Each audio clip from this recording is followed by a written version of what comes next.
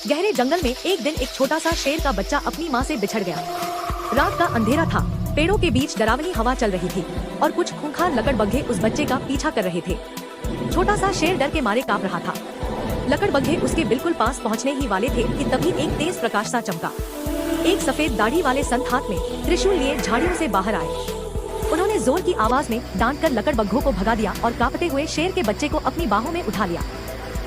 संत ने कोमल स्वर में कहा, अब तुम मेरे साथ सुरक्षित हो बेटा। उस दिन से शेर का बच्चा संत की झोपड़ी में रहने लगा। संत उसे प्यार से खिलाते, सिखाते और उसकी देखभाल करते रहे। समय बीतता गया और वह छोटा सा बच्चा एक विशाल और श्वेत सफेद शेर बन गया। संत ने उसका नाम रखा था रामूस। रामू संत को अपने पिता जैसा मानता था।